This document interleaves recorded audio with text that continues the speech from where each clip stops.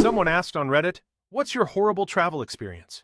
What do you think is the scariest travel story? Express your opinion in the comments." Store 1. When I came out of the swamp and cleaned myself up, I thought this night couldn't get any worse, but it was just the beginning. It was one of those disastrous days I will never forget. I was studying abroad in Thailand, and a friend and I went to an island for the weekend. Shortly after we checked into our little hotel, we rented motorcycles and rode around the island, getting quickly lost on the back roads. It was no big deal. We found a small tiki bar and spent the night drinking, thinking, we'll figure out how to get home. Eventually. Fast forward to midnight. We've had enough to drink that it suddenly seems like a good idea to take a motorcycle back the way we came. It's an island, right? Who would get lost on an island? So we head back in the general direction of the hotel. After about an hour of zigzagging along dirt roads, we passed something that smelled horrible, and I turned back to make a sour face at my friend. Suddenly, I stepped off the side of the road and crashed the motorcycle down an embankment and into what I guessed was a swamp of the town's sewage.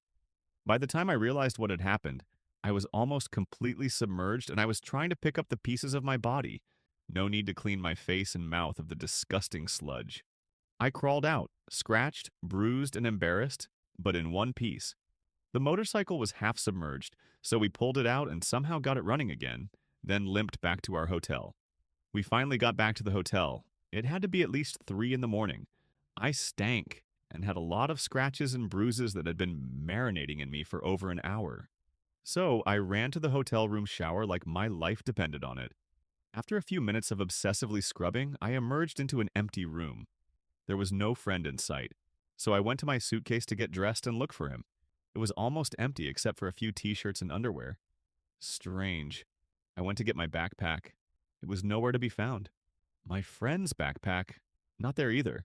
We were robbed. I frantically put on a shirt and underwear and ran outside and saw my friend knocking on the door leading to the lobby, already aware that our stuff was missing. Feeling hungover and violated in so many ways, I ran over and joined him, banging and throwing stones at the window until someone answered and helped us report the crime.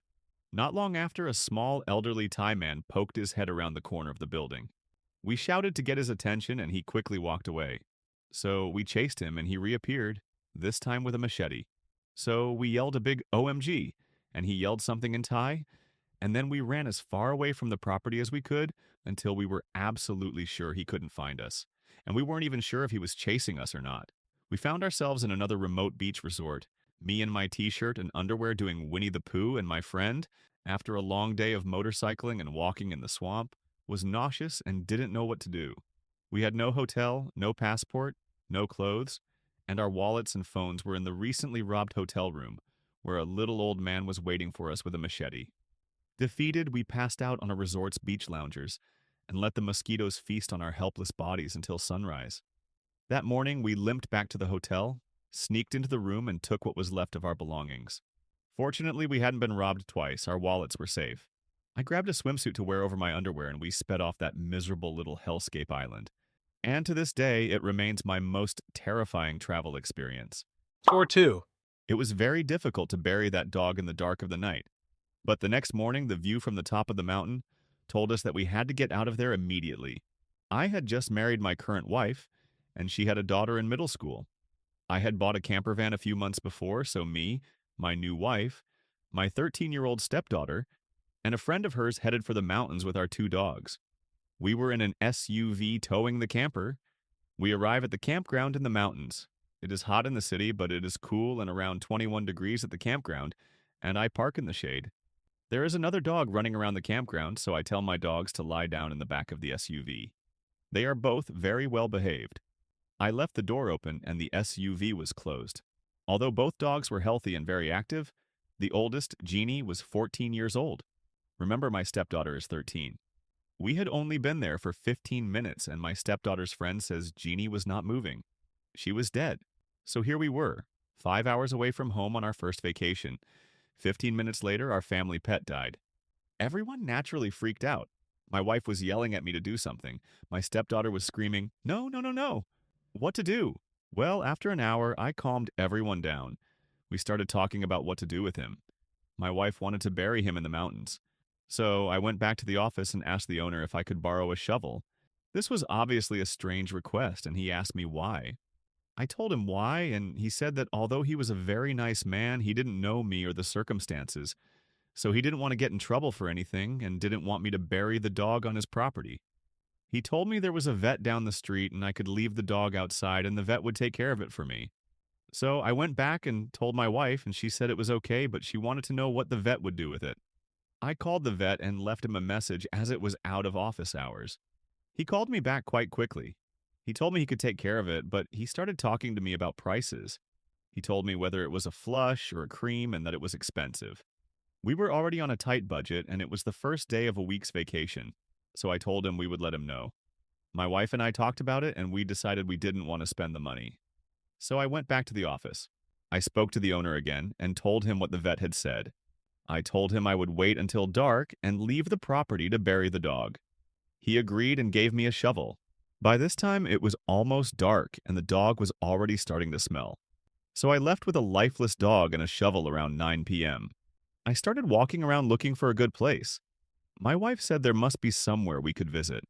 To be honest, I wasn't looking forward to digging a hole big enough to bury an 85-pound dog. I briefly considered leaving it on the side of the road somewhere in the woods, but I didn't want to disrespect my wife's wishes. And all I could think about was throwing it down the side of the mountain in the dark, and my wife seeing it the next morning in the middle of the road, below where I threw it on the way down. Finally, I remember a Christmas tree farm down the road. I find the farm and I walk up the side of the mountain for a while. That's when I realize I don't have a flashlight. I find a nice flat spot a few hundred meters from the road, and I start digging. It takes a while. I go back down, pick up the dog, and go back up the mountain. I can't find the hole I dug. Finally, after walking around for a few minutes carrying this heavy, smelly dog, I find the hole by falling into it. It was 4 feet deep. It was very, very dark. I mean, buried, off-leash. After finding a car wash with carpet cleaner and lots of air freshener, I spent an hour or so trying to get the lifeless dog smell out of the car. I didn't realize how quickly they start to smell. I get back around 1 a.m., completely exhausted. When I wake up the next morning, everyone is very sad. I make breakfast and try to cheer everybody up. After breakfast, my wife says we have to see where I buried him. So we get in the SUV and drive down the mountain. As we approach the Christmas tree farm, I start to slow down. We turn the corner and look up the mountain. Cops everywhere. I buried the dog in the front yard of the owner of the Christmas tree farm. I step on the gas and we drive away from the Dodge very fast, never to come back again. Story 3. I just wanted to have fun and have a good time. I was so close to being mistaken for a prostitute and putting myself in great danger. I was walking down the stairs to the subway in Korea when I noticed a group of cameramen hurrying past me. Curious, I turned back and tried to figure out what all the commotion was about. I noticed that there were some celebrities, so I walked around.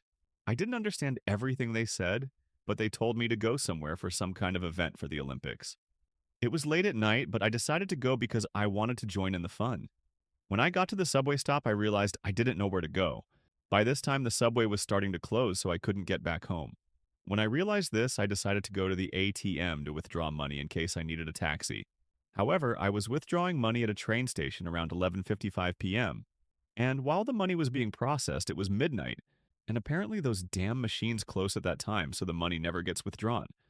I'm freaking out, not knowing what to do. Because I thought I had lost $200, I try to call the people at the ATM, and they say they will call back in about 15 minutes. So I sit on the floor in an almost empty station and wait. Then a man in his late 30s or mid 40s, by the way, I'm only 17, comes up to me with a friendly smile. I assume he works at the train station, so I explain my problem in broken Korean and he nods. I get a call back from the ATM people and they tell me to wait a little longer. When I hang up, the man's expression suddenly changes from kind and compassionate to sinister. Then he asks me if I would like to drink some alcohol with him. However, because my Korean is not very good, I confuse the word alcohol with the word water, and I think he wants some water. I give him a puzzled look. Then I take out my half-empty water bottle and hand it to him.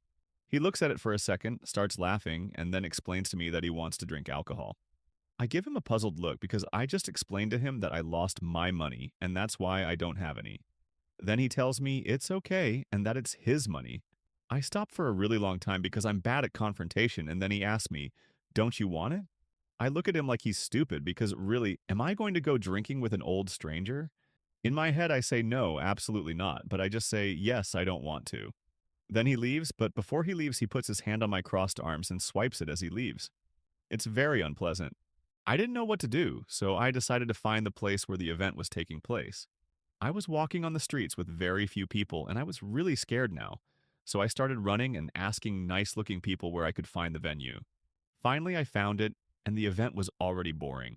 Then, around 2 in the morning, someone picked me up, thank goodness they came, and told me that where I was quite dangerous because all the prostitutes were there. Then they started walking me through the street full of prostitutes, and it was weird as hell. That's when I realized how dangerous a situation I was putting myself in. I also realized why that guy asked me for a drink. He probably thought I was one of those women or something like that, not because I didn't dress like them. Story 4. In my early 20s, I was mindless and very lonely. I had just discovered the joy of chat rooms and the like, and thought it was great to meet girls from all over the world. One of them was from the US, and despite almost every indication that this was a really silly idea, I decided to pay her a visit. We talked it over and agreed that I would stay with her aunt, and they would pick me up from the airport when I arrived. I landed on the ground after a long flight and went through the frankly ridiculous US airport security and waited in the lobby, and waited, and waited, and waited, and waited. After a while, I decided to use some change to call the number I was given, explaining that they wouldn't pick me up and that I would have to take the bus, explaining that I didn't know where the bus was, which one to take, or where to get off. The driver was cool, he gave me a cigarette and was very nice to me, but he didn't speak English very well and had no idea where he was going. He kept calling someone for directions, and the guy on the radio was clearly extremely annoyed at having to spell out the whole route for him. We finally got there. It was a long way from the airport, and it cost me more than $300. I also realized that the airline had broken my guitar. The family welcomed me and gave me some pizza and showed me around, but there was no sign of the girl I was supposed to meet, and they called her to let her know I was there, but she didn't show up. She finally came the next day for a short visit, but from the first minute I knew I had made a big mistake. She clearly didn't want me to be there. I was going to stay for about 3 weeks. I spent most of it hanging out with this girl's aunt and her aunt's cool boyfriend, and his kids. I rarely saw the girl, and she hardly made any effort to talk to me. Basically, I spent most of my time washing dishes and doing unnecessary chores. I had previously agreed to pay some rent for my accommodation, but the aunt actually used me to pay for her own shopping. Basically, I spent most of my money on them. Sometimes a second aunt would hang out at the house. She was crazy and turned out to have a psychopathic ex-husband who followed her in his pickup truck and was obsessed with her. Guess who kept calling the house? They kept annoying him by picking up the phone and giggling. Then they handed me the phone and told me to tell him that nobody was home. The conversation went like this. Me. Hello. He. Give him the phone. Me. Nobody's home. They all went out to eat. Him. Who the fuck is this? Me. Jim Swanky. Oh, are you from London? Me. I'm not from London. Him. Put him on the phone now. Me. They're not here, man. He said, I'm coming over there right now and I'm going to gut you like a fish, and the phone went dead. They decided the best course of action was for us to go to KFC immediately. As I was eating my chicken, I was thinking I might have a few holes in my ribcage by sunrise. Then I saw a police helicopter with lights flying right next to us, and a voice was heard. Let go your gun. You are surrounded. This was not that guy, but oh my god, I almost dropped a loaf of bread. Anyway, over the next few days, this girl became increasingly insensitive to me, and I was losing my mind. Her family kept telling me all kinds of stories about her being a liar and doing this to people all the time, waiting for her to tell me that she couldn't come because she was out somewhere. Then they would drive past her house to see if her car was there, and then they would come back and tell me that she was full of shit. Like they were all using me to get to each other, and I didn't know who was telling the truth. I just wanted to go home.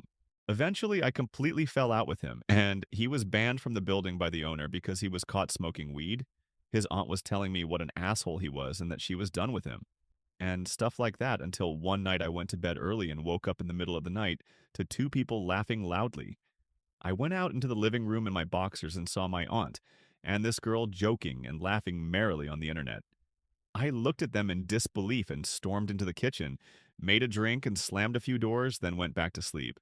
I was woken up again by a knock on my door, and when I opened it, I saw my aunt's boyfriend. He asked me what was going on because he had just called them and said he wanted to come and kick me. He said he knew it was bullshit, but he had to come anyway. There was nobody else in the house, so we went out together. A few minutes later, he said, "Hey, there they are." They were in the security car across the complex. They had called me from security. I just said, "Okay, this is the last resort. I'm done." And I went inside and packed my things. When I came out, the security guard was waiting there to take my statement. He said that the women had told them that I was violent, that I was naked in front of their children, and that I had a knife. I had bought a small folding knife in a gift wrapping box from a sports shop because I had packed them. It was in the box, locked in a locker inside my suitcase. I was surprised that the man didn't kick the door and fire me. After I told the security guard about the whole trip, the guy looked at me, smiled, and said, "Listen, you're a really nice guy. You've only been with a few unnecessary people, but basically, in this state, a woman's word is gold, and a court will believe any bullshit she tells them. If I were you, I'd get out of here right now." I said, "Dude, you don't even have to suggest that. I'm leaving right now." And my boyfriend took me to a motel where I had to stay alone for 2 days before I went to the airport and paid £200 for the pleasure of changing my flight date. It was Virgin Atlantic. I even saw Richard Branson at the airport when I got back. I had to get the pig on the ground and make him eat the remains of my guitar and the £200 receipt. Story 5. 400-mile business trip to Vegas. I take my own car. About halfway there, my transmission starts to fail. When I get there, I can't get my car above 20 miles per hour, but it's under warranty, so I take it to a dealership there. Friday, they can't fix it until Monday. I have no money, and the company only gave me enough money for one night and one day. Call my ex. He goes out of the country for 2 weeks, but he buys me a bus ticket to go home. He gets up at midnight. I go all day walking from casino to casino until midnight, and there is no food. I go to the bus station, and there is no record of the ticket. My cell phone is off. I start crying at the ticket office, and a bus driver hears me. He goes to a station 50 miles from my city. Better than 400 miles. The bus breaks down halfway in the middle of nowhere. I have to wait for a new bus in the desert in January. Still no food. The replacement bus arrives, but I have no ticket. I have to wait with the broken down bus with the driver until another bus arrives at 6 a.m. I finally arrived at the bus station 50 miles from home at noon. There was still no food. I left my dead phone on long enough to get the phone number of a friend who lives nearby. It won't accept my collect call from the phone booth. I call my sister Collect and she calls him three-way. She agrees to pick me up. I tell her to bring food. 2 hours later, he comes back without food. I'm grateful he took me so I wouldn't complain. I can eat at home. It's only 50 miles away. I can wait another hour. But no, he has a meeting to attend in an hour, so I have to wait until later to be taken home. I ask if I can be dropped at her house and use her shower and go to her kitchen. She's single and has no food or clean towels. No problem. I can wait to shower, but I need food. She agrees to buy me Taco Bell, but he doesn't know where it is. I tell him I'll eat anywhere, but he insists on buying me Taco Bell. By the time we find someone, he's almost late for his meeting. I'll have to wait in the car, but I have food. I'm grateful. 3 hours later, he finishes his meeting, but now there's traffic. It takes him another 2 hours to take me home. I get home, put my phone in, and get a text from the mechanic. My car was ready for pickup on Saturday morning. If you have a story you would like to share, please share it with us in the comments. Also, subscribe to my channel for more Reddit stories like this. And don't forget to turn on notifications. Take care, friends.